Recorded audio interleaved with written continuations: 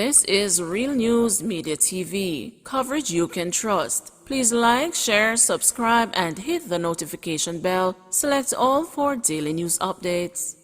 Good afternoon, my Real News Media TV family. Welcome back to the channel for another news update for September 12, 2023. And in the news this afternoon, Medic's mother increases reward for information on her daughter's abduction.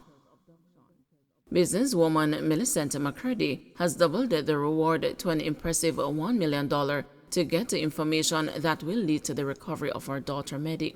The first reward didn't unearth any new information regarding my daughter's disappearance. I am just not getting anywhere. There has been no ransom, no communication. The police are even unable to find her phone. So I have doubled it now because I need answers. Somebody somewhere knows what happened to my daughter, and I intend to find out, McCurdy told the news.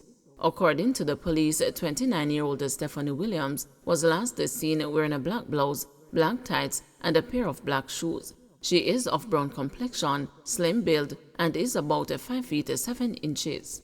Anyone with information can call 311, and if the information leads to her safe return, they will have access to the reward.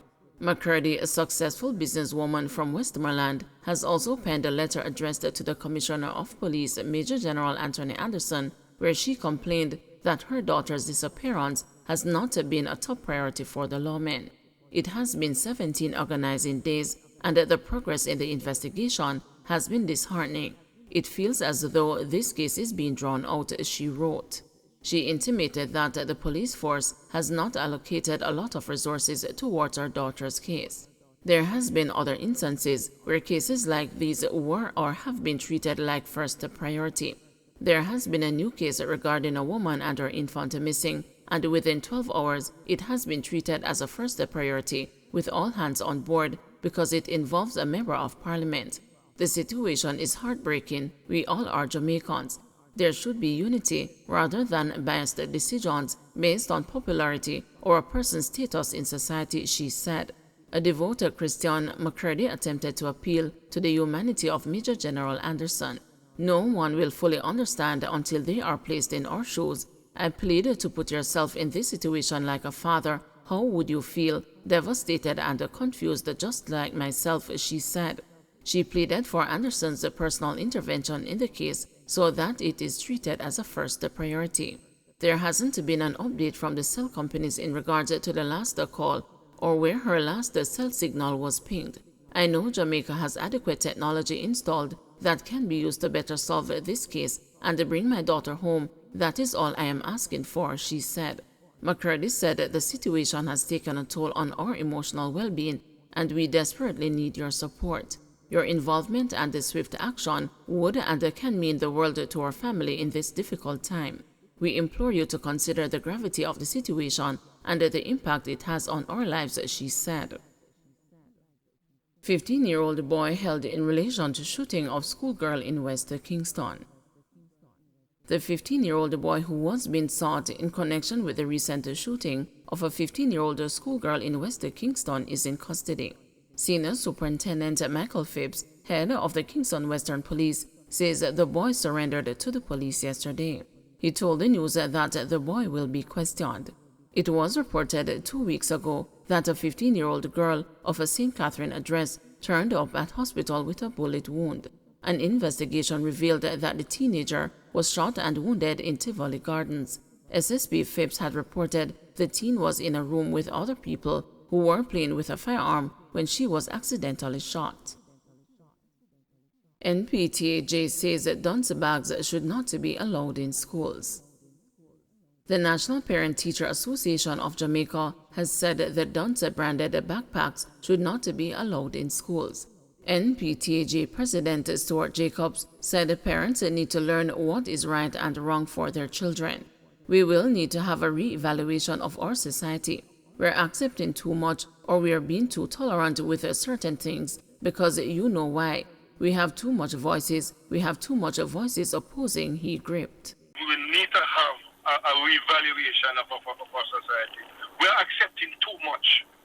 We are being too tolerant with certain things. Because you know why? We have too much voices. We have too much voices.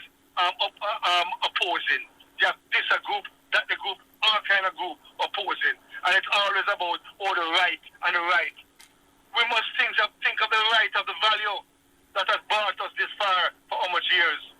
And in the last couple of years, 15 years or so, 20 years, our society has degraded into what it is now, where a parent would even think of sending their child to school with a bag like that. JFJ's executive director, Michael Jackson, explained that the bags would have to be replaced and that this will come at an economic cost to parents. She said that parents who are unable to afford a new bag may choose to keep their child at home. Ms. Jackson argued that while there is a need to maintain certain sociocultural norms and values in society, the immediate response cannot be to bar students from school compounds. She called for there to be life skills and empowerment sessions at the schools to help students and the parents. These sessions, she said, would perhaps empower students to decide that a bag such as the one in question is not one they would want to represent them. He maintains that his position perhaps would be to prevent the child from entering the classroom until the parents arrive. That is also something that we will not be in support of, because in that regard, allow the child to enter the classroom, continue with his or her learning until the parent is engaged, because what we're doing is that we're interfering with a child's constitutional right to education. That perhaps if this bag were to ever come up for sale, a child will take a step back and say, okay, is this bag for me? Because that child will be so empowered. Where they not depend them sort of thing there. A parent, for example, would be so empowered, where in the start would have never crossed their mind that this is a bag for my child to be wearing to school. So again, the question is, what interventions are we putting in place to deal with the real causes that are facing, or the real issues rather, that are facing our society? I think that is what I'm not hearing entering the discussion when we're talking about school grooming policies and so on. St. Anne man charged for breaking into house while owner overseas. 32-year-old Kemar Webb, a laborer of Bamboo District, St. Anne, was charged with housebreaking and larceny following an incident on Harbour Street, Falmouth in Trelawney on December 3, 2021. The Falmouth police say the complainant securely locked his house and went overseas. When the complainant returned to the island in July 2023, he realized that someone had broken into his bedroom and stolen $800,000 worth of items. A report was made to the police. On Saturday, Webb turned himself into the police and was subsequently charged in the presence of his attorney. Don't forget to like, share, subscribe, and hit the notification bell. Select all for daily news updates.